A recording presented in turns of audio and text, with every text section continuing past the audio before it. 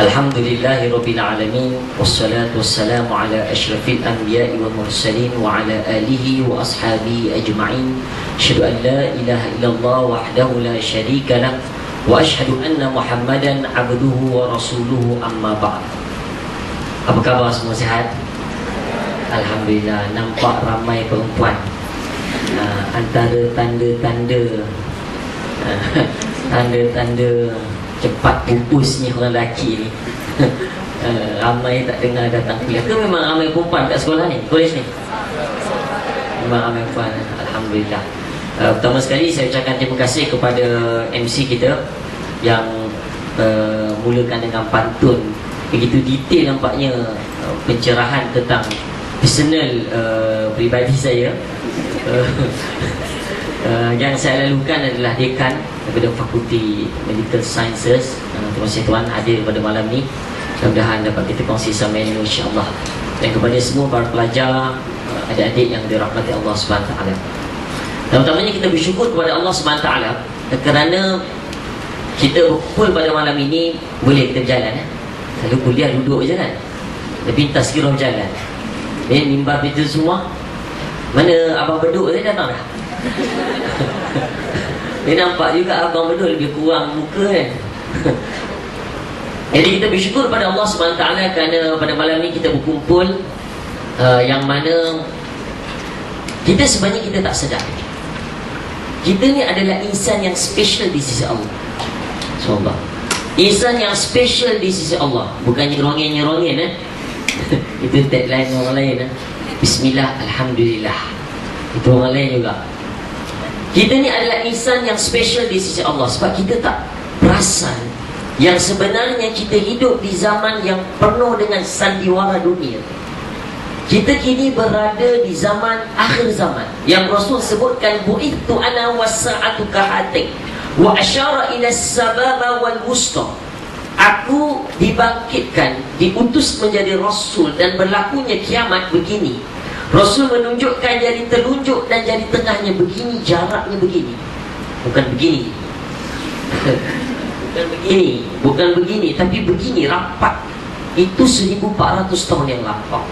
Tetapi kita hidup di zaman 1400 tahun yang kemudian. Kita berada sekarang. Sedar tak sedar para pelajar, hadirin hadirat sekalian, bahawa kita adalah umat Nabi Muhammad sallallahu alaihi wasallam. Mungkin sebahagian daripada kita masih tidak sedar. Baru ni saya bawa keluarga pergi Langkawi. Perjalanan lama dah, baru je balik hari Ahad lepas. Masya Allah, masyarakat dekat sana datang tu satu Malaysia yang ambil gambar tu dah satu hal lah. Ustaz termasuk dengan immigrationnya berhenti, yang menjaga apa tu, Asianya berhenti, yang jaga custom ni semua nak ambil gambar. Termasuk ada anak-anak muda yang agak rokes-rokes sikit. Kalau ni Alhamdulillah saya tengok ni lelaki-lelaki sejati depan ni. Masya Allah ni, hebat semua ni. Masya Allah, hebat. Ini rokes habis. Yang datang pula berkapul dengan perempuan-perempuan yang Allah, solehah ni saya tengok semua ni. Beruntunglah pelajar lelaki sini, solehah ramai ni. Yang ustaz waktu tu nak naik ke apa nama ni, nak naik cable car, waktu tu kan beratur ramai tu, tiba-tiba piopis datanglah tu. Rasa tak tu ya, kita ambil gambar yang perempuannya bertindik-tindik ni, lepas tu ambil gambar. Ustaz tanya, tengok apa cerita semua? Ustaz, kami tengok Ustaz, tak mengerti kami tengok. Ustaz menangis lah Ustaz, stress lah Ustaz. Ustaz sambung tanya, semayang tak? Itulah Ustaz, semayang belum lagi lah Ustaz. Hidayah tak sampai lagi.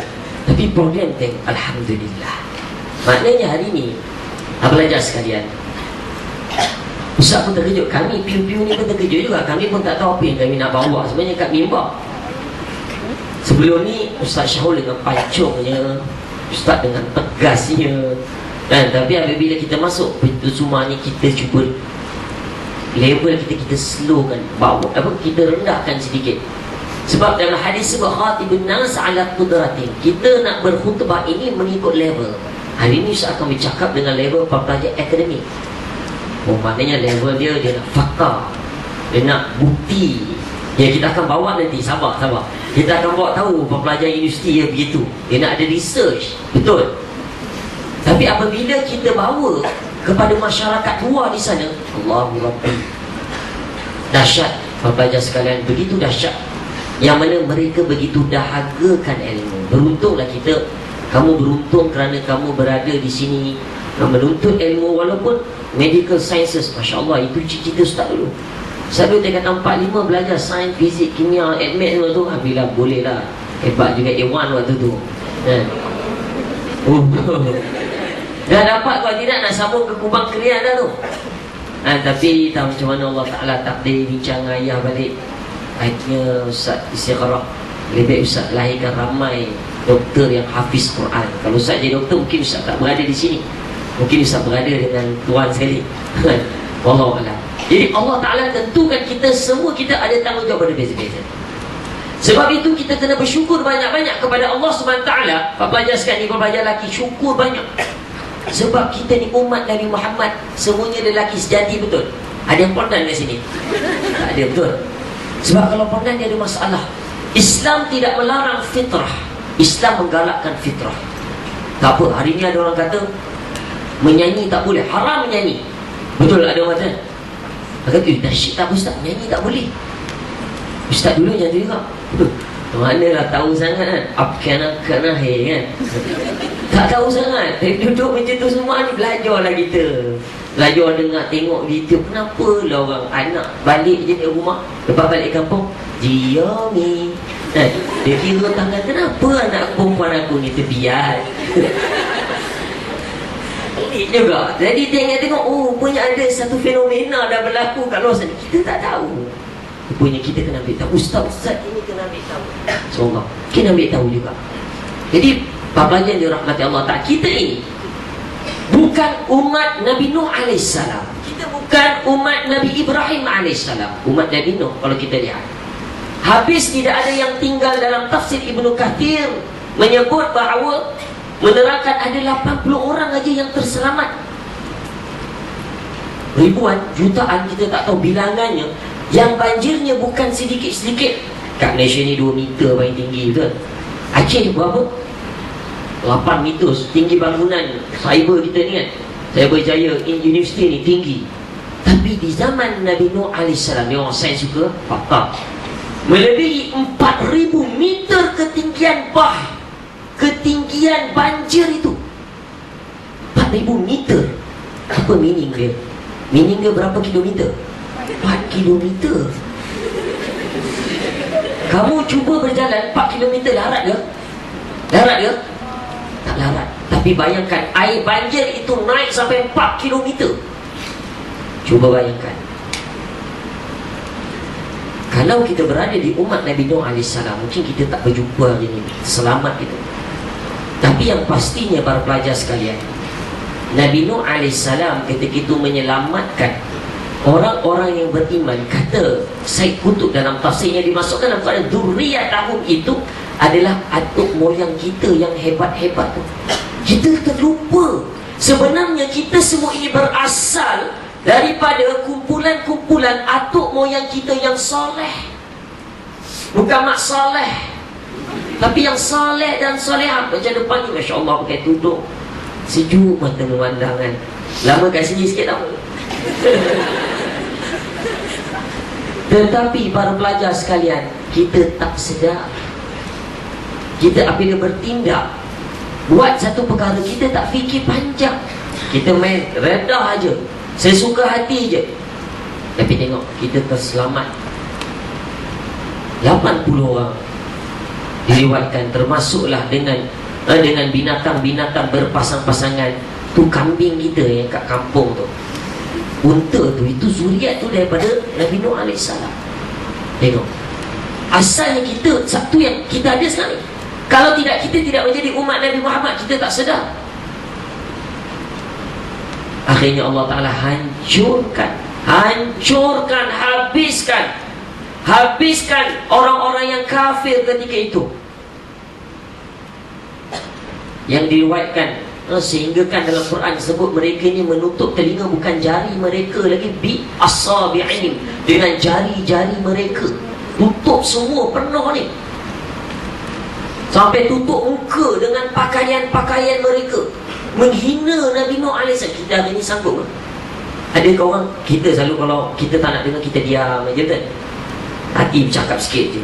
Ini cakap macam ni. Nak keji sangat, nak hina sangat Nabi Nuh AS.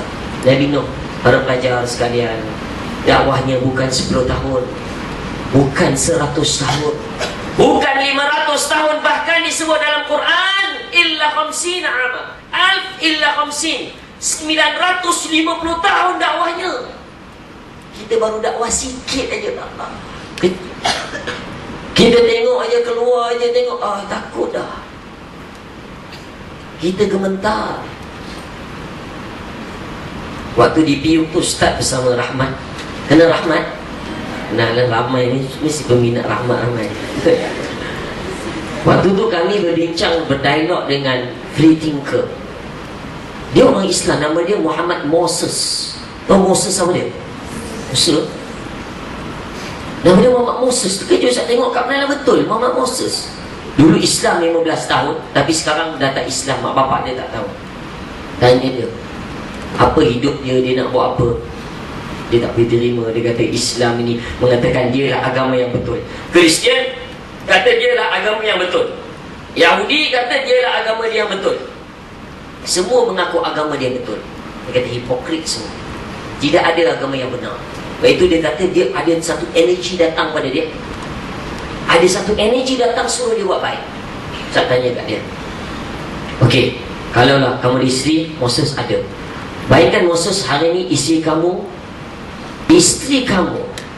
sayang je. Sayang Ustaz. Dia sayang, dia kata Hafiz saya sayang. Sayang sangat. Ya, sayang sangat isteri, tapi dirogol depan mata kamu. Kamu boleh terima? Tak boleh. Saya cakap Ustaz pun tak boleh terima. Apa kamu nak buat? Bunuh dia? Kalau boleh saya bunuh dia. Atau saya akan bawa dia ke mahkamah. Ustaz cakap dengan dia, kamu nak bawa ke mahkamah? Tak boleh. Rupanya yang rogol isteri kamu tu adalah orang yang berkuasa. Dia pangkat, dia boleh halang. Kamu nak bunuh dia, ada pengawal keselamatan dia yang jaga dia. Hebat, tak berani. Habis macam mana buat? Saya akan berdendam. Tapi Ustaz cakap kepada dia, kamu lupa Moses, Islam ada jawapan. Ketika di akhirat nanti akan membantu kamu menyelesaikan masalah yang tidak diselesaikan di dunia. Oh iyalah. Dia terbuka satu perkara. Hari ini orang lupa sebenarnya kita ni umat yang terhebat di sisi Allah SWT. Kita lupa. Kalau kamu lihat para pelajar, kita sebut saja di dunia ni ada dua kapal yang terhebat. Itu ada kapal Bahtera Nabi Nuh dan kapal Titanic. Betul kan Titanic? Orang sebut kapal tahu dua je, Bahtera Nabi Nuh, Titanic. Tak ada kapal lain. Sebab kapal Titanic besar, dia belagak, dia kata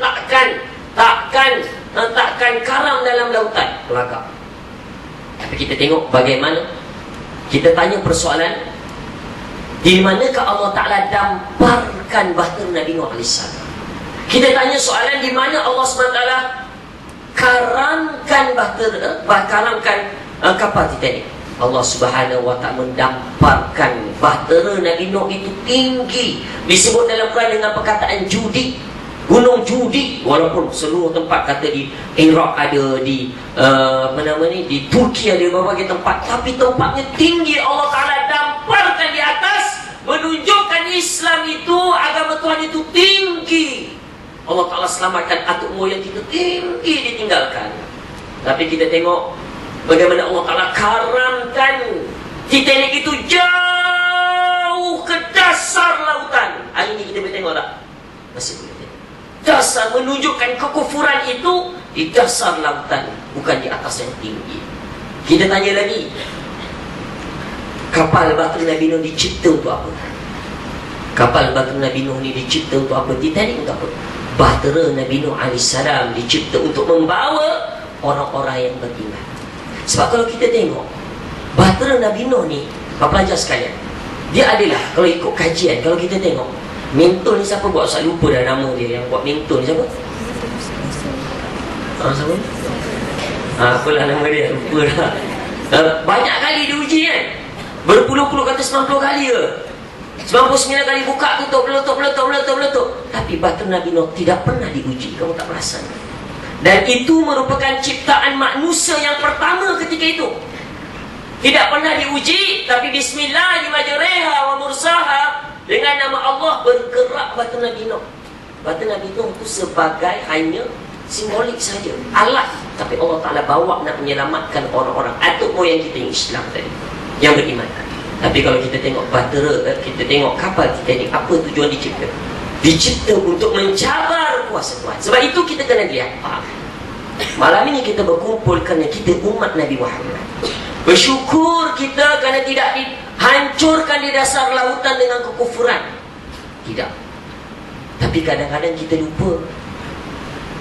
Tiap-tiap hari kita belajar, tiap-tiap Maulidur Rasul kita akan dengar ayat dalam surah Ahzab. A'udzubillahi minasyaitonir rajim. Laqad kana lakum fi Rasulillahi uswatun hasanah liman kana yarjullaha wal yawmal akhir wa dzakarallaha katsira. Dalam diri Rasul itu ada contoh ikutan yang baik. Kita belajar dengan ayat ni, betul? Tiap-tiap tahun kita akan ulang ayat ni. Sedar tak sedar para pelajar bahawa Nabi Muhammad ni begitu special di sisi Allah Ta'ala. Kita tak sedar, kita umat yang special. Ustaz nak tanya kamu, satu hari jujur, hari ni berapa muka surat kamu baca Quran? Ya, berapa muka? Kita baca, tak apa, jujur. Buka Quran baca toh. Yang ayat semayang tu lain lah. Dua muka, alhamdulillah, dua muka. Baiklah, tanya diri, berapa muka aku baca? Kita tidak nampak. Kita ni umat dari umat terdahulu. Kalau mereka nak beribadat, nak sembahyang, mereka mesti beribadat dalam rumah ibadat. Tak boleh dekat mana-mana. Kita boleh. Ustaz ingat ketika di Mesir dulu, naik kereta ni, jalan, tiba-tiba waktu tu azan, kami musafir. Tiba-tiba dalam berjalan ni, waktu azan, tiba-tiba ada orang berhenti kereta, dia semayang kat divider jalan.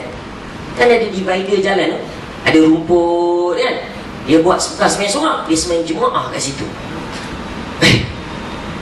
Pelik Ustaz mula-mula. Kalau kat Malaysia lah orang buat, agak orang panggil apa tu?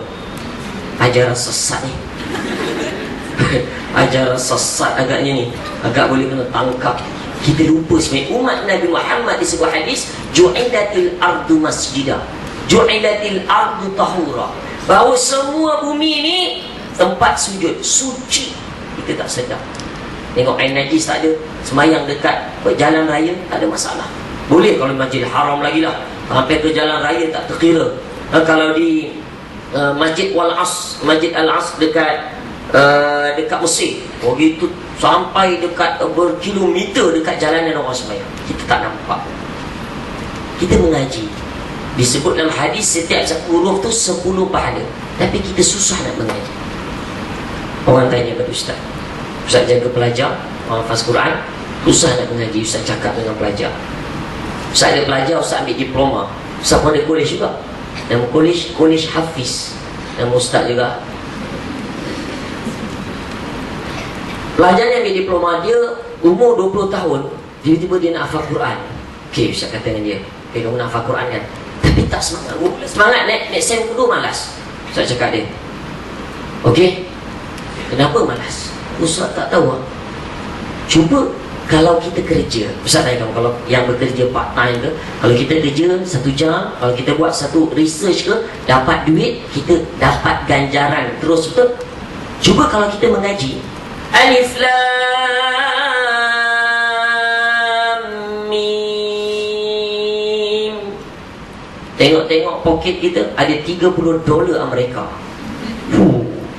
Nak sambung, nak berhenti? Sambung. Dzalikal kitabu la raiba fihi hudan lil muttaqin. Tengok lagi, $100. Kita takkan berhenti, tidak. Sebab itu umat Nabi Muhammad ini special. Walaupun umurnya baina 60 wa 70, antara 60 ke 70, tak macam umat terdahulu ribuan, ratusan tahun. Tapi satu ibadat, satu pahala. Tapi kita, satu ibadat pahala berganda-ganda. Semain Jumaat 27 pahala. Mengaji je beratus-ratus, tak kira pahala, tak boleh kira lah. Bersedekah, pahala tak kira-kira. Ada tong lalu tu masuk sedekah, tak terkira-kira, kita tak nampak. Pernah tak kamu apabila sedekah ni, kita ambil duit dompet keluar Ustaz, pernah keluar RM100. Allah, ni ikhlas tak ikhlas kan? Sesuatu tak boleh lagi. Ikhlas tak ikhlas? Kalau ikhlas terus, kalau tak ikhlas tukar RM1. Sebab kita tak nampak pahala tu, tak nampak. Sebab itu kita berkira dengan agama, kita berkira. Sedangkan umat Nabi Muhammad ni special di sisi Allah, tapi kita tak nampak. Ustaz, lebih dah 12 tahun bertugas bawa jemaah haji umrah. Tiap-tiap tahun Ustaz bawa tugas. Ustaz lama di Madinah, belajar di sana. Apabila Ustaz bawa jemaah ni, satu hari ada pakcik ni, dia balik lambat, tak balik. Subuh, zuhur, asar, maghrib, isyak tak jumpa dia. Isyak tu baru dia balik. Pakcik, dia balik, dia senyum lebar. Kenapa pakcik senyum lebar ni pakcik? Ustaz, hari ni Ustaz, saya tak balik-balik Ustaz. Makan tak ada, zam-zam aja. Kau Ustaz cakap tak payah makan air zam-zam pun dah cukup. Betul, air zam-zam ni dia ada garam, mineral dia. Yuta'imut ta'am. Kamu kan medical sciences, buat kajian. Kenapa dia 1 bulan para sahabat tak makan, minum air zam-zam, boleh hidup. Hebat, mengenyangkan 1 hari. Tapi kenapa pakcik ni senyum sangat ni? Ustaz, hari ni Ustaz nak tahu tak? Saya hari ni saja saya kumpul 2 juta pahala. 2 juta pahala dia kumpul. Kamu tahu semayang di Masjidil Haram pahala berapa? 100,000 pahala. Semayang sini 27, sana 1 solat. Contohnya semayang zuhur, 100,000 pahala. Semayang sunat sebelum, 100,000 pahala. Nak tak nak? Nak? Pergilah. Dia kira rupanya subuhnya, sebelum subuhnya, taubatnya, duhanya, zuhurnya, kira-kira 2 juta pahala. Kalau Allah Ta'ala bayar cash 2 juta pahala, tak cukup poket kita. Balik bilik, buka almari, keluar 2 juta pahala. Kita berhenti tak semayang lagi? Ke sambung semayang? Sambung, duit banyak. Tapi kita diuji umat lain, tak nampak pahala ni, kita tidak dinampakkan. Lepas suatu pagi tu Ustaz bagi tazkirah dengan jemaah Ustaz dan 30 orang. Ada seorang Indonesia ni, dia dengar tazkirah, dia jumpa Ustaz. Pak Ustaz mau tanya. Orang Indonesia, dia kuat. Kita pun ikut bahasa. Pak Ustaz mau tanya. Ya mas, apa dia? Ustaz orang pelik lah. Kita boleh cakap Indonesia, kita ikut bahasa dia. Betul tak? Ustaz orang pelik, kenapa? Ya mas, apa dia?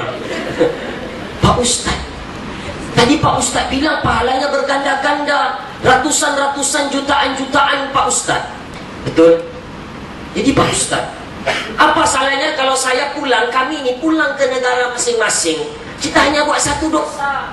Kita hanya minum seteguk arak, baru 1 dosa. Betul tak Ustaz? 1 dosa. Betul. Baru mas, betul mas, 1 dosa. Jadi kita ada pahala berjuta-juta. Kalau tolak dengan 1 dosa, ada juta-juta. Betul Pak Ustaz? Itu susah eh? Dia nak main matematik. Nak main matematik susah gitu. Betul-betul dia main matematik dengan Ustaz. Kalaulah Islam itu mudah macam matematik, kita mudah. Buat pahala berapa banyak, buat dosa boleh kira. Tapi adakah kita masuk syurga Allah kerana pahala dan dosa?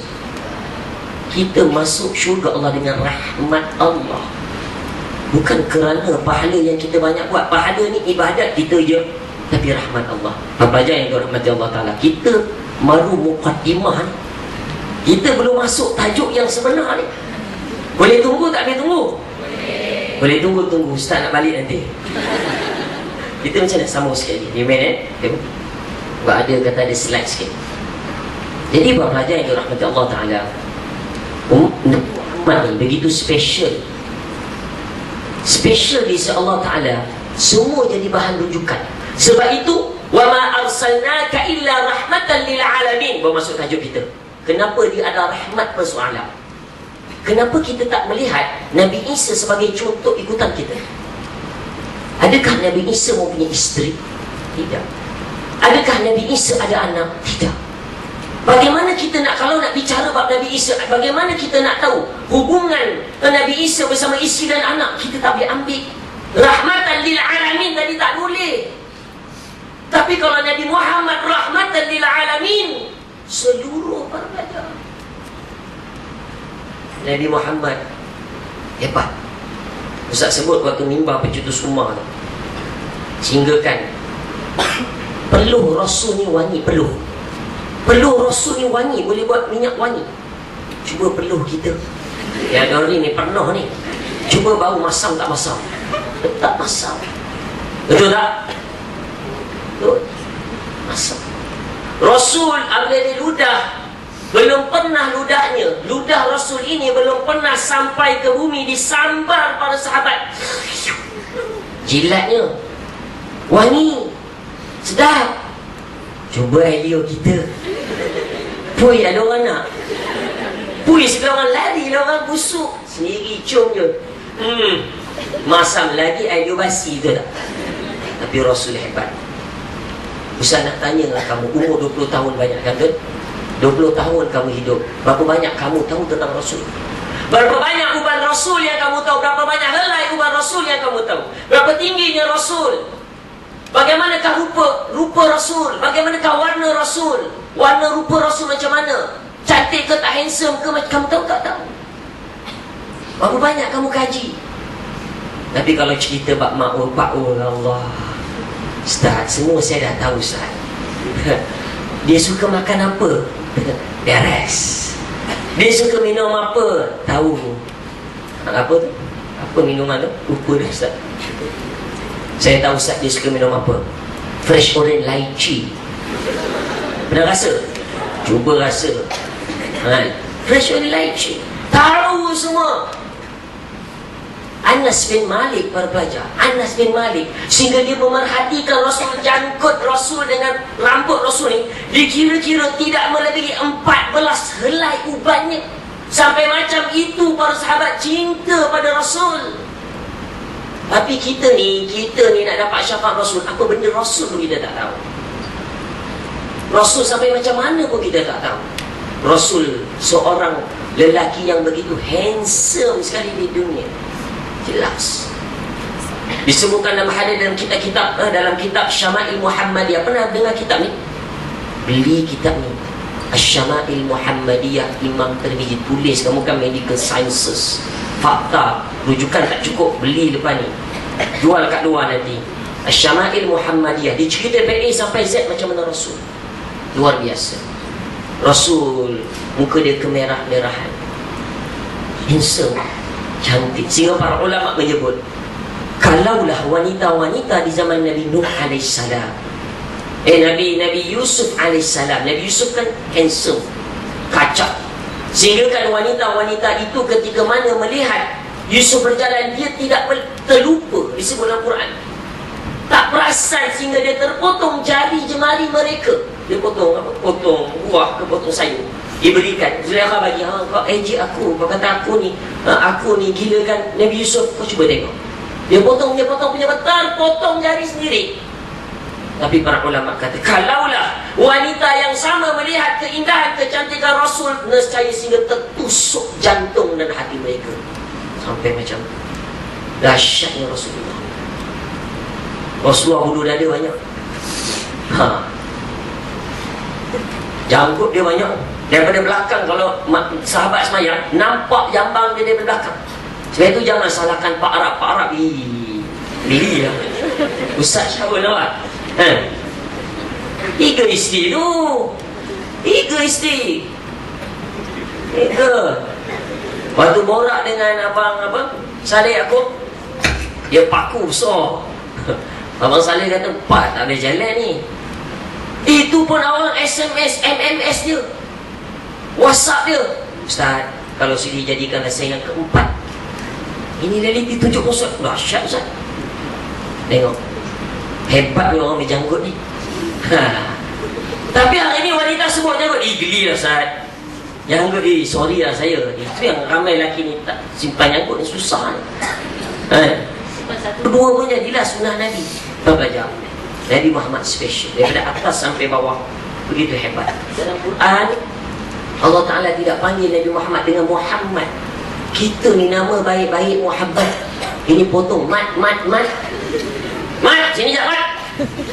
Yusuf, sini Sob. Apa sini orang Muhammad dia selalu panggil mat. Ahmad, mat. Ada tak selalu? Ada? Ada tak ada? Ada tak ada? Tak ada. Tak apa, jujur nak tahu. Tak ada? Takut. Takut lah. Mat. Mim alif ta tu maksudnya mati. Mat. 40 orang panggil. Tunggulah 2 minggu lagi. Mati betul. Doa. Cakap kita ni doa. Mat.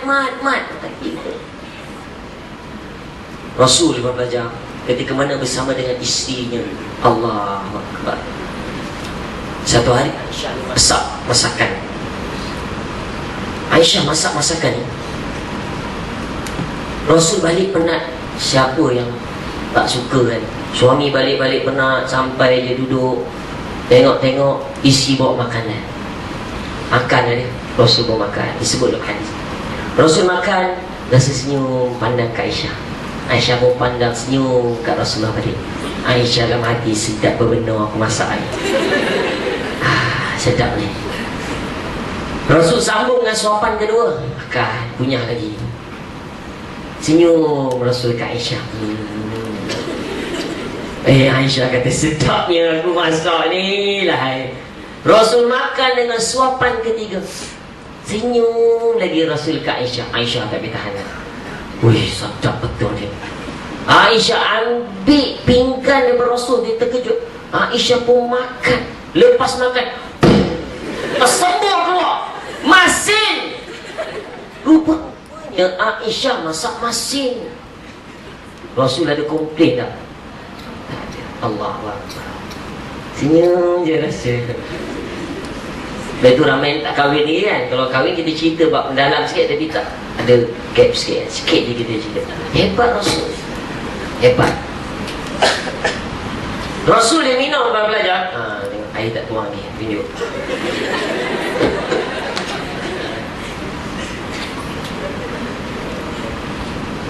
Rasul apabila dia minum satu cawan. Dia tak minum 2 cawan, satu cawan je. Boleh praktik. Dah kahwin ya. Bukan couple lah. Ustaz habis semua kita praktis ni. Piu habis tu. Dah kahwin ni untuk kita punya dekan-dekan je. Macam ustaz apa. Minum satu cawan. Ladies first. Minum dulu. Aisyah minum. Lepas Aisyah minum, Rasul tak minum terus. Dia tengok di mana tempat pipi Aisyah. Di situ Rasul pun minum. Sedap. Tengok kat mana tempat bibi Aisyah. Sungguh luar biasa belajar. Sebab itu Rasul rahmatan lil alamin. Semuanya kita boleh kaji. Bab dengan suami isteri sungguh hebat. Jika Rasul bersama dengan isteri yang lain, apabila nak naik unta, Rasul biarkan isinya duduk berada di peranya, sehingga barulah diangkat ke unta tu. Bukanlah maksudnya nanti kalau kamu dah kahwin, nak keluar di rumah kamu angkat isteri kamu tu.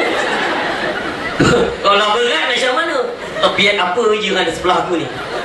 Dia belajar hadis, piu hafiz saja tu angkat. Aku pun angkat lah. Bukan maksudnya suruh angkat. At least buka pintu untuk isteri. Sayang, silakan. Itu maksudnya Rasul tunjuk kat kita tu. Tidak. Dulu pandang lain. Dah kahwin, lupa semua. Sekarang ni sedap lah berjanji sana. You, I, you. I love you, you love me. I pelempang you pelempang me. Rasul sungguh hebat.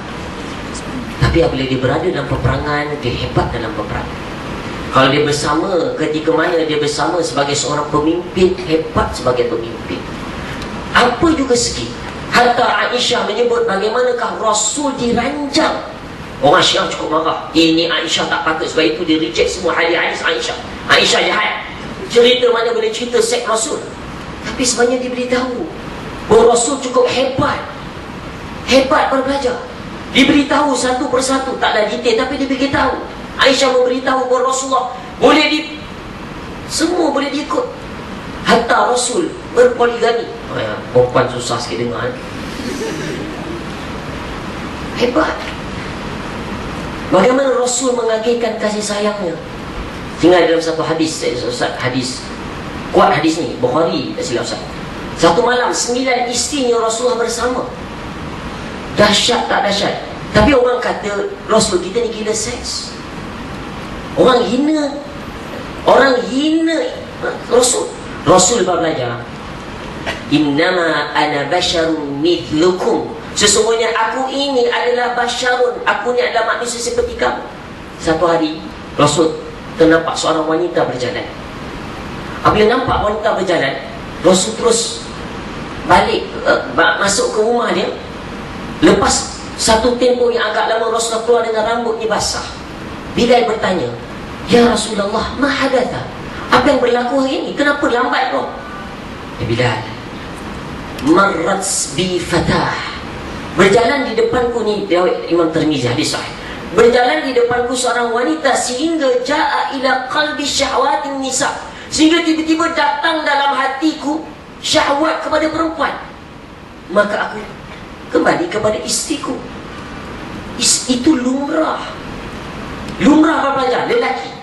Tak kira tanya siapa pun, Datuk Failah Kamsah ke, Murabi Ustaz, siapa kita idekan ke, kalau tengok wanita cantik, tergoda tak Ustaz? Mesti akan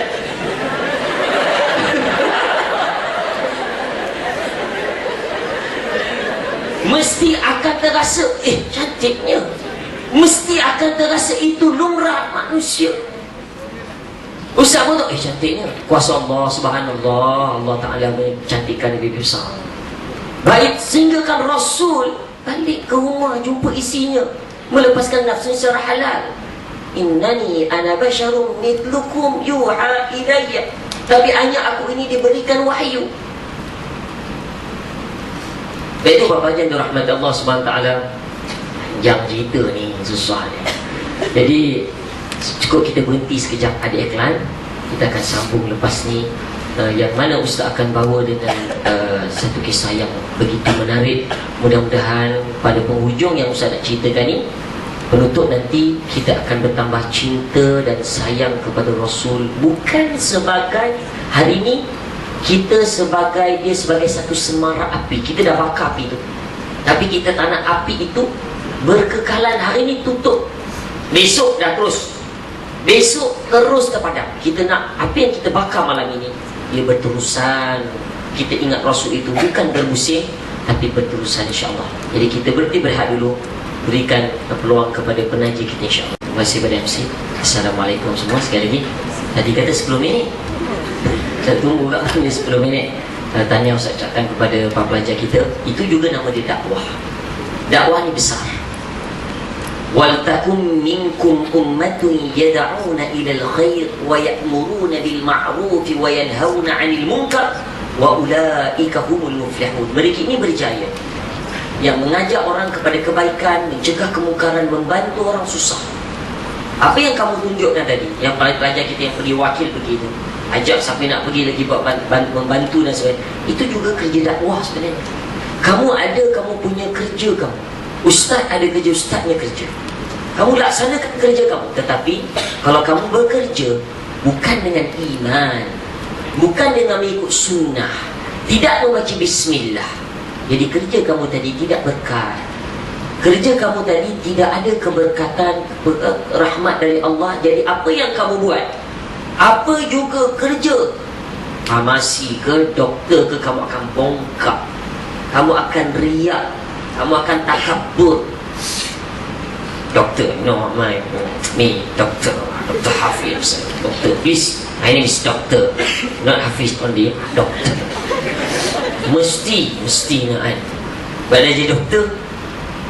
Jadi Bapak belajar, semua orang boleh jadi dakwah, pendakwah. Atau Ustaz sebut kepada Kakbet kita, Ustaz waktu tu berada di Konti FM dengan Kakbet on air. Ada siapa pernah dengar? Tak dengar? Waktu tu Ustaz on air sebelum mimbar akhir. Apa dia sebut? Cakap tiba-tiba ada orang tanya, Ustaz, saya ni umur 60 tahun dah Ustaz. Tiba-tiba isteri saya minta cerai dari saya Ustaz. Anak dah 8 orang, cucu dah 4 orang, minta cerai Ustaz. Macam mana Ustaz nak selesaikan? Allah, tanya soalan maut ni. 6 series tanya. Ustaz baru 3 series. Jauh tu. Ustaz cakap, tanya dia, apa sebab? Pakcik, kenapa pakcik? Apa berlaku pakcik? Ustaz, saya jujur Ustaz, saya tak pernah sembahyang dah 30 tahun. 30 tahun dah tak pernah sembahyang. Tengok. Kalau kamu buat kerja apa juga, doktor ke, farmasi ke, apa juga kerja, tak berkat. Habis kejap aja. Kamu akan buat kesalahan demi kesalahan, kesalahan demi kesalahan. Allah Ta'ala murka. Ustaz tanya dia, pakcik tak semayang, jadi macam mana pakcik? Bila Ustaz, saya kerja pun tak ada. Itu isi saya marah kat saya, ini minta cerai. Dah 60 tahun lebih dia Ustaz. Tapi Ustaz, saya nak berubah Ustaz. Ada tak peluang untuk saya bersama dengan isi saya? Ustaz tanya dia, pakcik dia terus rumah tak? Tengok tak pintu rumah? Tengok Ustaz, sebab itu saya telefon ni Ustaz. Itu yang saya berazam nak berubah. Alhamdulillah. Terkejut Ustaz. Ustaz pun jawab. Kak Bek dengar abang menangis lah. Dia memang suka tersentuh hati dia. Menangis depan tu macam Ustaz kuliah kat dia seorang. Sebab dia kedap tu. Dia punya kat aslo tu kedap tak boleh keluar. Macam ni lah, kedap tak boleh keluar. Dia punya suara. Menangis depan. Nak cerita bahawa kalau kita nak berubah, kita boleh lakukan. Kita nak jadi pendakwah, kita boleh lakukan. Macam mana Rasul. Lepas itu belajar Rasulullah cukup hebat. Buka slide saya boleh tunjuk sikit. Ini tempat Rasul dilahirkan. Dengar tak dia? Sekarang ni perpustakaan Mekah. Perpustakaan Mekah ada lagi. Rasul dilahirkan berpelajar. Rasul dilahirkan begitu gembira. Abu Lahab gembira ketika itu. Tapi para pelajar, kelahiran Rasul memang perkara yang menggembirakan kita. Tapi perjuangan Rasul yang begitu besar yang kita kena lihat. Sehingga kan Abu Sufyan berkata apa? Aku tidak pernah lihat lagi satu kumpulan yang lebih hebat. Kalau kita lihat kata Abu Sufyan seperti di Rom dan Parsi yang begitu hebat keagungan mereka, mengagungkan rajanya dan sebagainya. Tetapi apa kata Abu Sufyan? Ma ra'aitu ahadan yuhibbu ahadan kamithli ashabi Muhammad. Aku tidak pernah lihat seseorang yang cintanya kepada seseorang begitu tinggi kalah dengan Parsi.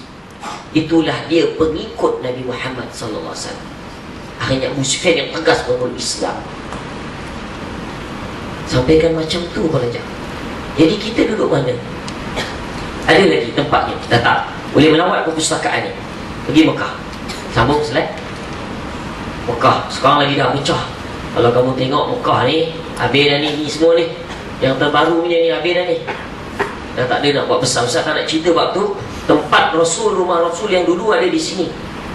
Ada dulu di sini. Tapi disebabkan orang kerajaan Saudi ni ramai kadang orang kutuk dia. Kesian kadang Ustaz dia, orang tak faham. Atau fitnah je. Kerajaan Saudi dia tengok ada sejarah-sejarah yang dikekalkan. Ada sejarah terpaksa diruntuhkan. Contohnya rumah Rasul. Ada lebih kurang 50 tahun yang lepas masih ada di sini. Kamu ada dekat Ustaz punya tu, kat laptop, tapi nak tunjuk masa tak sempat. Ada gambar-gambarnya, para Rasul sembahyang dan sebagainya. Tapi terpaksa dibuang kerana orang tak pergi kat Kaabah ni. Orang kena sembahyang. Fadilatnya sembahyang tu makin dekat, makin kita ke arah imam tu lebih afdal. Makin mana dulu imam tu afdal. Jadi kalau kita tawaf makin dekat dengan Kaabah, itu yang lebih afdal. Tapi orang tinggal, orang sembahyang kat sini, terutama orang Syiah, Pakistan, dahsyat. Mereka ni tak ada tabung haji macam kita ada tabung haji. Ustaz tengok jemaah haji kita ni, bila dia masuk pintu Masjidil Haram, pintu masjid, nampak orang Pakistan sapu cium. Makcik-pakcik kita pun ambil sapu cium berkat pintu masjid. Apa salahnya? Tiang masjid pula cium. Pakistan buat, makcik-pakcik kita pun berkat. Orang Pakistan ni lalu dia sapu ni, pakcik kita pun ikut juga, berkat. Sampailah tiba-tiba sapu juga, rak kasut, pakcik-makcik kita pun ikut juga. Ini agama ikut-ikutan, tak boleh belajar. Kita kena ambil pembelajaran sirah Nabi ni, kena belajar betul-betul. Kita tak boleh ikut orang. Oh, semayang macam ni ikut orang suka boleh. Kita kena talaki dengan ustaz. Ada kelas tafsir kalau ikut minggu macam ni kan, tafsir demi tafsir belajar. Sebab itu Rasul diberikan mukjizat yang besar selain Al-Quran di Gua Hira. Ustaz pernah naik sampai Gua Hira, sampai ke sini. Begitu bahaya, naik sampai ke sini, naik dekat 1 jam setengah sampai ke sini. Boleh 2 orang je semayang, 2-3 orang semayang. Seorang, 2 orang berdiri, seorang duduk. Rasul menerima mukjizat yang besar. Banyak mukjizat Rasul. Tapi semua mukjizat tu kita tak nampak. Terbelahnya bulan, jari jemari Rasul, keluarnya air. Banyak. Ludah Rasul wangi. Rasul ketika mana masukkan tangan dalam poket Abu Hurairah, korma tu tak berhenti-henti habis. Abu Hurairah boleh makan, boleh makan, boleh makan, tak habis poket ni. Sampai Rasulullah wafat baru habis tamar tu. Dahsyat. Tapi mukjizat yang kita lupa tu dia Quran. Rasul dapat di sini. Quran para pelajar hari ni. Hari ni orang kecoh apabila orang sebarkan Bible, kecoh orang semua. Memanglah kita pun tak setuju juga Bible dia pun disebarkan. Orang Islam semua sini kan sebar. Tapi pernah tak kita sebarkan Quran? Berapa ramai orang Cina, orang India memeluk Islam di negara kita? Boleh kira lagi Cina. Berapa ramai saja?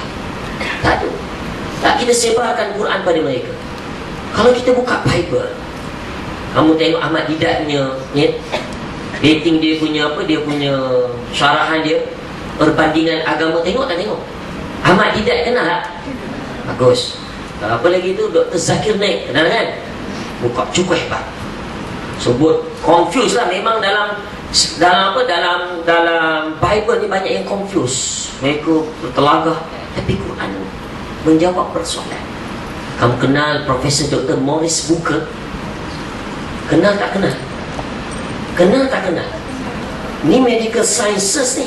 Dahsyat ni kalau tak kenal. Profesor Dr. Maurice Buker begitu hebat. Dia pakar bedah dunia. Dia orang Perancis. Dia cukup hebat belajar perubatan sekalian, cukup hebat. Tulis nama dia Maurice Buker, lepas ni buat kajian. Dia sehinggakan segala raja kat dunia, termasuk Raja Malik Fahad, Raja Mesir, semua dibedah oleh beliau. Cukup hebat Maurice Buker, Kristian. Tapi satu kisah, tiba-tiba pada tahun 50-an mayat Fir'aun ditemui di Mesir. Lalu memberikan siapa nak tawarkan diri nak buat kajian. Tengok ni, ini Fir'aun yang mana. Cek, semua orang dah tawar diri. Tiba-tiba Perancis menawarkan Profesor Dr. Maurice Buker. Ustaz ingat waktu Ustaz buat MA, Ustaz Kawiyai, Ustaz buat banyak buat kajian tentang dia. Ketika tu, apa yang berlaku? Profesor Dr. Maurice Buker ni, ketika mana ditawarkan nak buat kajian ni, Fir'aun ni, semua orang tarik diri, takut. Maka diterbangkan Fir'aun ni tadi, terbang ke daripada Mesir ke Perancis. Semua orang tunduk.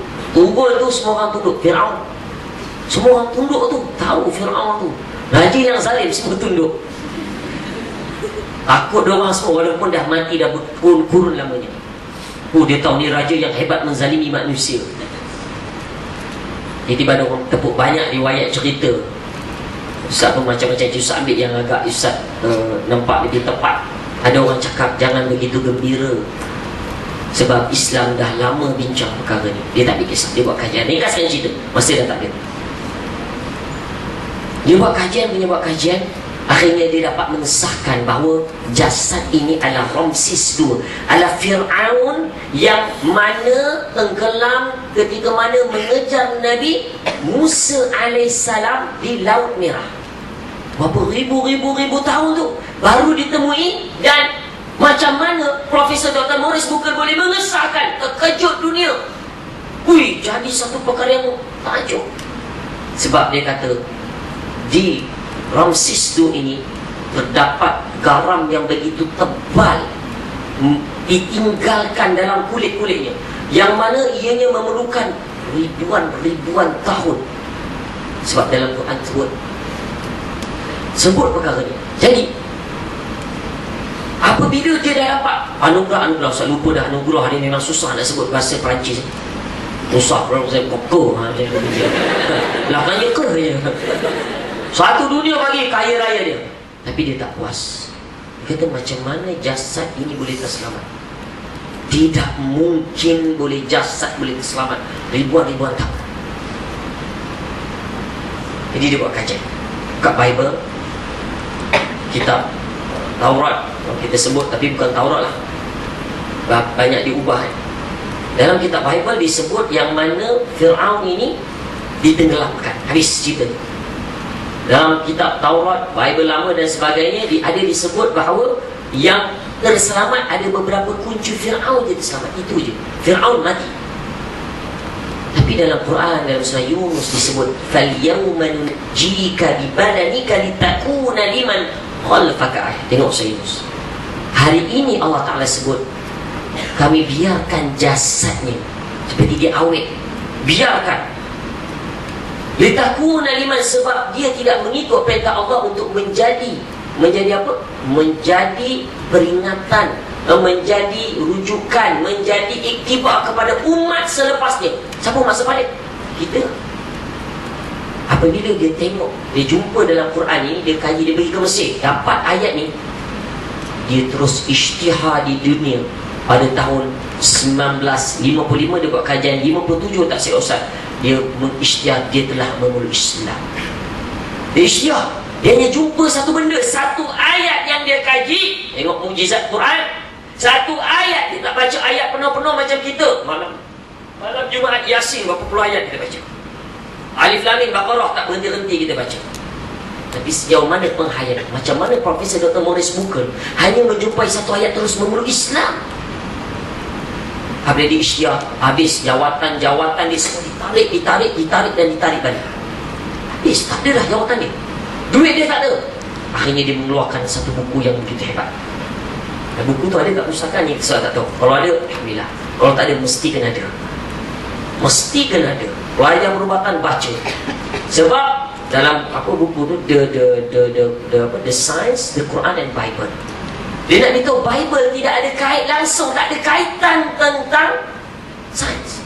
Tapi Quran seperti adik-beradik dengan saya. Walaupun para ulama ada beberapa perkara yang berkait dengan akidah, tapi banyak disebut tentang perubatan, Quran dan sebagainya, sains. Bukunya dah terjemahkan dalam bahasa Indonesia, hatta Malaysia. Dah ada dalam Malaysia, hanya tak jumpa dah Ustaz. Sekarang cetakan dah tak keluar lagi apa sebenarnya. Tapi begitu banyak diterjemahkan dalam puluhan buku, puluhan terjemahan. Alhamdulillah. Kamu boleh buka YouTube, tulis, kamu boleh tengok muka dia cakap. Sungguh dah biasa. Itu belum Profesor terjasad di Thailand. Kenal? Tak kenal. Buka research. Kamu kan research pun kan? Buka. Profesor terjasad sikit je. Dia kaji pasal kulit. Dia memeluk Islam. Luar biasa. Dan banyak lagi Ustaz tak nak cerita malam ni. Kalau nak, panggil lagi. Sebagai penutup Papa Jam. Next. Kita nak penutup dengan mahabbah pada Rasul pada malam ni. Kita nak tutup sebagai kita cinta pada Rasul malam ni. Itu Quran mukjizat yang besar. Kita tak tahu. Kita hanya baca, tapi kita tak tadabbur, kita tak kaji. Kita kena kaji. Ya, Ustaz tadi tengok ada kawan-kawan kita tunjuk ada perubatan Islam, diploma Islam. Cukup luar biasa Ustaz tengok. Alangkah bagusnya kalau semua dapat belajar satu subjek. Di UIA Ustaz dah ambil outreach subjek di Islam, The Quranic Foundation of Islamic Sciences. Cukup hebat. Yang mengajar Profesor Emeritus apa nama dia, Allahu Akbar, lupa dah Ustaz. Cukup hebat buku-buku dia dekat Islam. Cukup luar biasa. Bila kaji tentang perubatan dengan Quran, cukup luar biasa. Mesti kena ada sikit-sikit. Sebab kamu belajar perubatan, bila kamu cakap perubatan dengan Islam, kau dengar sungguh luar biasa ustazah ni. Doktor tapi macam ustazah cakap pasal Quran. Sungguh luar biasa. Jadi apa belajar? Kena ada. Sebagai penutup para pelajar, Ustaz nak cerita pada kamu malam ini adalah kisah yang Ustaz bawa ketika mimbar akhir pencetus ummah. Ustaz nak bawa pada malam ni mungkin dalam 5-10 minit untuk kita menghayati kisah ini. Mudah-mudahan kita akan bertambah cinta pada Rasul. Berlaku peperangan ini pada tahun ketiga Hijrah, yang mana ketika itu Rasul mencadangkan supaya peperangan ini berlaku, peperangan Uhud, di dalam bandar. Apabila berlaku dalam bandar, Rasul kata kita tahu selok belok jalan dekat bandar tu, jadi kita senang nak lawan orang kafir Quraisy. Tapi para sahabat lebih ramai mencadangkan supaya kita buat peperangan ini di luar bandar supaya tidak merosakkan rumah dan sebagainya. Rasul ada kuasa veto sebenarnya, tapi Rasul pemimpin yang hebat, sungguh luar biasa. Dia buat mesyuarat, mesyurah, ramai yang mencadangkan luar, jadi keluarlah kita peperangan. Berlaku peperangan Uhud ni pada tahun yang ketiga Hijrah, selepas sembahyang Jumaat. Rasul bergerak pada hari Syawal. Ketika itu hari raya pelajar, hari raya Rasulullah berperang. Hari raya kita, hari raya selamat hari raya, lupa. Rasul bergerak ketika itu para pelajar, bergerak pergi ke Bukit Uhud. Ketika itu Rasulullah SAW bersedia berkumpul, yang mana orang kafir Quraisy berkumpul di satu tempat. Rasulullah SAW mengarahkan 50 orang duduk dekat bukit pemanah ni. Slow sikit, kuat lah dia. Okey dah. Bukit pemanah ni, Rasulullah mengarahkan 50 orang duduk ke atas ni. Slow lah pula. Oh, dia main situ je, kita tak dengar. Oh ya. Abdullah bin Jubair, Rasulullah kata duduk kat bukit ni, ini sebagai strategi perang kita. Apa Rasul kata? Wahai para sahabatku, tetap teguhlah kamu di bukit pemanah ini, walaupun kamu melihat kami, aku dan juga sahabat-sahabat yang lain ketika itu telah mendapat kemenangan. Jangan kamu turun bersama-sama dengan kemenangan ini. Rasul sayang dengan sahabat, tunggu di sana. Rasul tambah lagi, wahai para sahabatku, kalau kamu melihat kami ini orang-orang Islam, aku dan juga para sahabat ketika itu dibunuh oleh orang-orang kafir, sekalipun jangan turun selamatkan kami, tetap teguh di atas bukit Ainain. Rasul kata lagi, kalaulah kamu melihat kami ini orang-orang yang beriman ini, Rasul dan para sahabat, jasad-jasadnya dipatuk oleh burung-burung, sekalipun jangan kau turun menyelamatkan jasad-jasad kami. Rasul sayang dengan para sahabat, tunggu di sana sebab kamu akan selamat. Pada hari Selasa, pada hari Sabtu berlaku peperangan. Ahad, Jumaat bersedia, Sabtu berlawan, berperang. Hari Sabtu tidak ada apa-apa yang berlaku. Rasul hebat, menang oleh Islam. Orang kafir balik ke tempat dia. Berlaku peperangan pada hari yang ketiga, iaitu pada hari Ahad. Khalid Al-Walid dia tengok 50 orang ke atas ni, tengok harta kat bawah, dia orang turun ke bawah. Khalid Al-Walid merampas bukit ini dengan sekelip mata. Di riwayat kata bukit Uhud. Ketika mana Ustaz melawat dengan Profesor Ustaz naik atas ni, dekat dia. Profesor Ustaz cakap apa? Kajian dibuat, kalaulah Khalid Al-Walid menggunakan teknologi hari ini, pacuan 4 roda lah kita kata, pacuan 4 roda, 4-wheel drive tu digunakan teknologi hari ini, Khalid Al-Walid menggunakan teknologi hari ini untuk merampas bukit ini, nescaya bukit ini tidak akan dapat dirampas. Kajian dibuat oleh orang-orang pakar di sana. Ketua Polis Negara membawa kereta 4-wheel drive ni dengan kiraan fizik dia, momentum dia, semua kiraan-kiraan matematik dia, tidak mampu untuk mengalahkan Khalid Al-Walid. Tetapi Khalid Al-Walid begitu hebat menunggang kuda sehingga dapat dirampas bukit ini dengan sekelip mata. 40 orang habis dibunuh ketika itu. Pelajar, ketika mana 40 orang dah dibunuh, ketika itu umat Islam kucak kaca. Ada yang lari, ada yang nyorok belakang batu dan sebagainya. Sebab tiba-tiba ada satu suara berkata, Muhammad telah mati, Muhammad telah dibunuh, Muhammad telah mati. Rupa-rupanya ada seorang sahabat yang mukanya hampir dengan Rasul. Bukan Rasul, hampir tak sama, hampir. Orang anggap itu Rasul. Muhammad dah mati, Muhammad dah dibunuh. Ketika itu semua kucak kaca. Rupa-rupanya pelajar Nabi Muhammad ketika itu pengsan. Nabi yang kita sayang ketika itu pengsan rupanya. Bukan pengsan beberapa kali, satu persatu pengsan.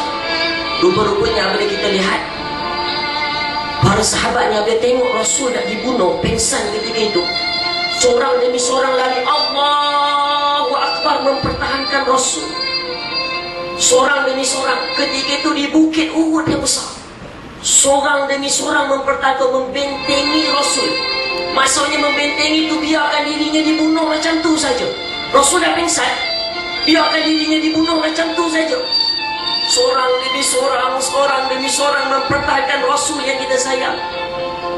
Kalaulah kita berada di tempat itu para pelajar, adakah kita sanggup menggadaikan nyawa kita, darah kita semata-mata cinta pada Rasul? Kaum wanita sekalian, kaum wanita, ketika itu ada seorang perempuan Ansar, sahabat namanya Nusaybah binti Ka'ab. Nusaybah ni asalnya dia jaga kebajikan, dia duduk jauh kat belakang.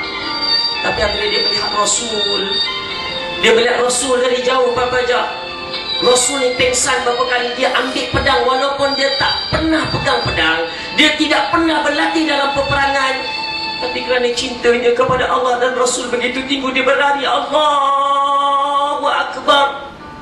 Dia menyelamatkan Rasul sehingga hayatnya gugur syahid. Rasul tersedar, Rasul lihat di hadapan, aku melihat Nusaybah binti Ka'ab. Aku melihat ke kanan, aku lihat Nusaybah binti Ka'ab. Aku melihat ke kiri, aku lihat Nusaybah binti Ka'ab. Aku melihat ke belakang, aku melihat Nusaybah binti Ka'ab. Tidak ada wanita yang begitu hebat cintanya kepada Allah dan Rasul melainkan Nusaybah binti Ka'ab. Pak pelajar sekalian, kalaulah kita berada di tempat Nusaybah ketika itu kaum wanita, kalau kita berada di tempat mereka, adakah kita sanggup menggadaikan nyawa kita seperti Nusaybah? Sebab cintanya kepada Allah dan Rasul begitu tinggi. Ketika itu gigi depan Rasul patah. Diriwayatkan gigi depan Rasul ni patah. Apabila patah, ketika itu singgakan topi keledar perangan tu, topi perang tu tidak boleh dibuka. Rasulullah jatuh terhentak, tidak boleh nak dibuka, tak boleh. Ketika itu darah mengalir begitu banyak pelajar. Darah begitu banyak mengalir daripada kepala Rasul yang berdarah, mengalir membasahi wajah Rasul beberapa banyak. Begitu banyak dan banyak darah mengalir. Akhirnya apa yang berlaku? Rasul pingsan. Rasul pingsan kerana ketika itu Rasul tak tahan. Begitu banyak darah mengalir sehingga kan ketika itu Rasul pingsan, masuk ke lubang, tangannya, kakinya luka. Semua dahsyat. Rasul perjuangkan Islam dengan darahnya. Para sahabat menjuangkan Islam dengan begitu hebat darahnya, dengan nyawanya. Kalau kita berada di tempat mereka, pampanya adakah kita sampai ke tahap itu? Adakah hari ini kita berkumpul? Adakah kita kecapi Islam malam ini? Tidak. Sudah pasti kita tak kecapi Islam kalau Rasul ketika itu tidak sampai darah. Rasul sehingga habis-habisan memperjuangkan Islam sehingga hampir mati ketika itu. Tapi apa yang kita buat hari ini? Apa kata cinta kita pada Rasul? Tak pernah ada. Tak pernah kita buat apa-apa untuk Rasul, Pak Belajar. Rasul dia perjuangkan habis-habisan sehingga kan ketika itu diriwayatkan oleh para sahabat, sehingga kan apa yang berlaku dalam kitab Rahimul Mahkum disebut bahawa bapa saudara Rasul begitu juga Sayyidina Hamzah ketika itu dipanggil oleh Allah Ta'ala. Rasul begitu sedih. Rasul ketika itu masih lagi berdarah. Orang kafir lari dah menang, ambil harta semua berlari. Rasul dalam keadaan berdarah. Ada para sahabat yang masih lagi diikat, berdarah, luka. Rasul kata, mari kita kejar orang kafir itu. Sebab orang kata Rasul ketika itu pengecut, Rasul kalah, Rasul dengan para sahabat kalah dalam perang Uhud. Sebenarnya tidak. Rasul dengan para sahabat sebenarnya menang. Kita jangan sampai menyalahkan para sahabat yang turun ambil harta tadi itu. Tidak. Kita akidah kita tak boleh nak sampai salahkan mereka ni. Para sahabat tengah berdarah-darah, tengah ikat, tengah injek-injek kaki tu, naik kuda Rasul ajak, mari sama kita kejar sampai ke sempadan Madinah ketika itu nak tunjuk Rasul habis-habisan mentang orang kafir Quraisy. Kita belajar Rasul yang kita sayang berjuang habis-habisan sehingga Islam berkembang daripada peperangan Badar 300 orang, naik perang Uhud, naik ke 1000 orang, perang Khandaq naik ke 3000 orang, dalam peperangan Khaybar naik ke 6000 orang, peperangan Tabuk naik ke 9000 orang, Fathul Makkah naik ke 10.000 orang, sehingga pada tahun Hajjatul Wada, haji yang terakhir, diriwayatkan manusia ketika itu lautan manusia begitu ramai. Lautan manusia begitu ramai. Rasulullah khutbah, wahai sekalian manusia, wahai seorang orang mukmin dan mukminat, aku tidak pasti adakah pada tahun hadapan aku dapat bertemu dengan kamu semua atau tidak. Ketika itu semua orang Islam ketika itu yang datang dari pelosok dunia, ratusan ribu orang Islam dah, semua menangis. Walaupun mereka baru jumpa Rasul baru pertama kali, semua menangis mendengar Rasul menyebut bahawa aku tidak pasti aku dapat bertemu dengan kamu atau tidak. Kemudian apa yang berlaku belajar? Rasul ketika itu menyebut bahawa al-yawma akmaltu lakum dinakum wa atmamtu alaikum ni'mati wa raditu lakum al-islam madina. Hari ini aku telah sempurnakan agama kamu. Aku redha Islam menjadi agamaku dan agama kamu. Rukun Islam dah lengkap 5 fardu pelajar. Habis.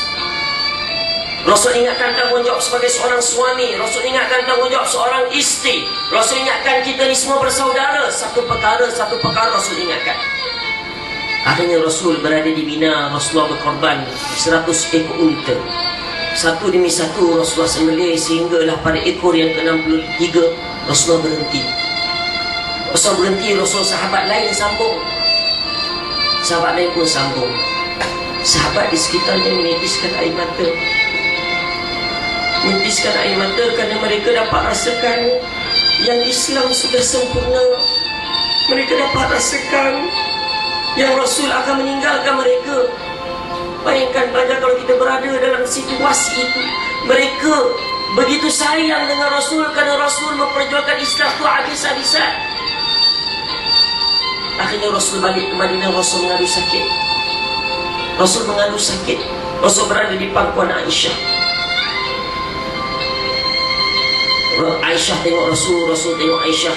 Walaupun hampir nak wafat ketika itu pelajar, Rasul masih menunjukkan kasih sayang kepada isteri. Aisyah ambil sugi, Aisyah bagus sugikan gigi dia tanpa membasuh dengan air-air Aisyah tu, disuginya gigi Rasul. Rasul tersenyum.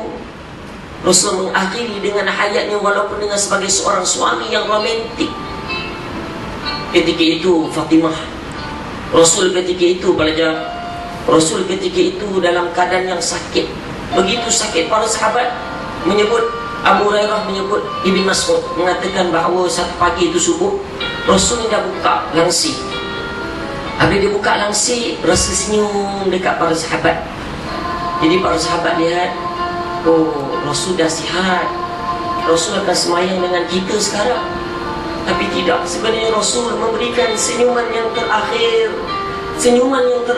kepada para sahabat ketika itu. Fatimah mendengar ketukan pintu, disebut dalam hadis Bukhari. Lalu Fatimah buka, ada seorang lelaki yang menanti di luar. Aku nak bertemu dengan Rasulullah. Rasul sekarang dalam keadaan sakit, datang besok saja. Maka ditutup pintu. Lalu dengar lagi ketukan yang kedua. Fatimah membuka, kata Rasul sedang sakit, aku nak bertemu Rasulullah. Rasul sedang sakit, datang besok. Maka ketika itu dengan ketukan yang ketiga, Rasul bertanya, siapakah itu ya Fatimah? Aku tidak tahu ya Rasulullah. Buka ya Fatimah. Itulah dia, malaikat Israel datang, malaikat maut datang untuk mengambil nyawaku. Fatimah apabila mendengar aja kata ayahnya bahawa malaikat Israel lah di depan pintu tadi, pengsan. Rasul mengalami kesakitan ayah sekalian. Rasul sehingga mengambil air, membasahi mukanya. Ya Allah, permudahkanlah urusan sakratul maut. Rasul yang begitu hebat belajar juga mengalami kesakitan sakratul maut. Yang Allah Ta'ala sayang, yang Allah Ta'ala cinta Rasul kita ini daripada Nabi-Nabi lain juga mengalami kesakitan. Sehingga Fatimah kata, Aisyah kata apa?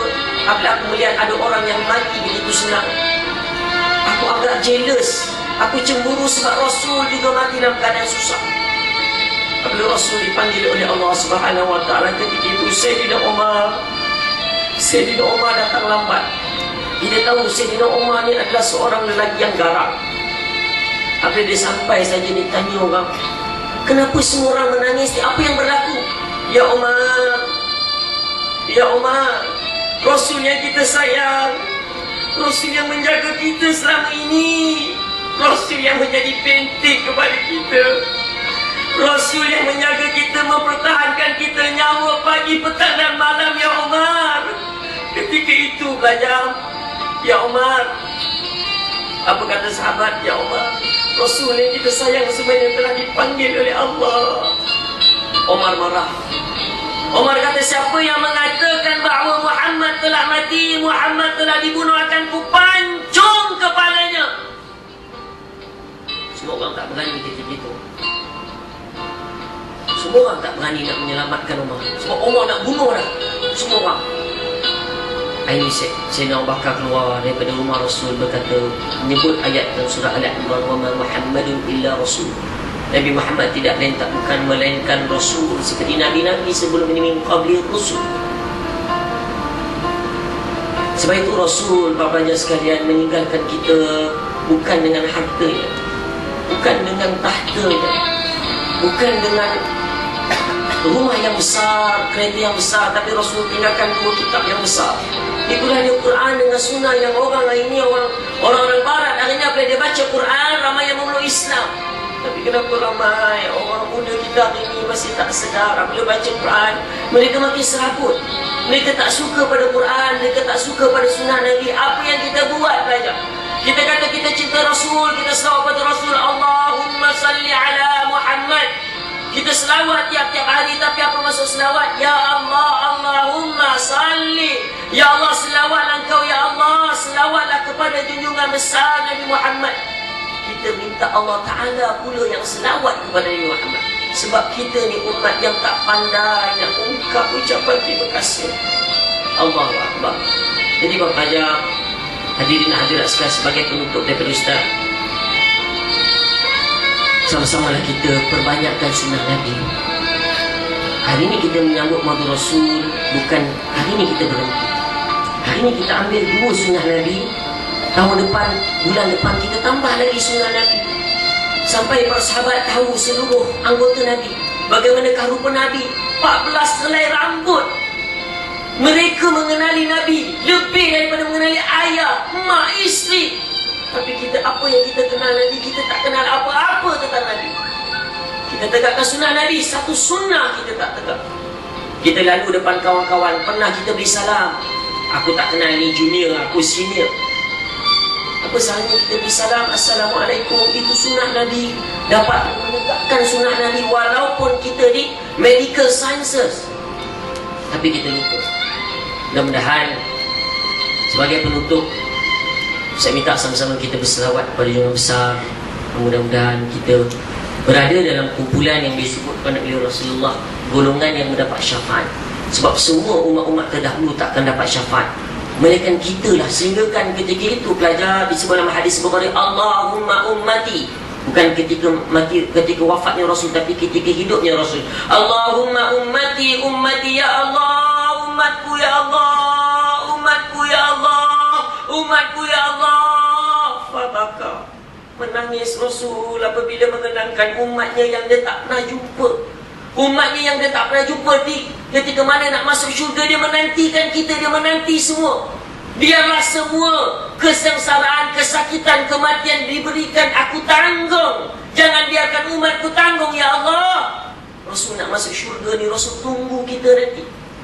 Tapi adakah kita bersama dengan golongan tersebut?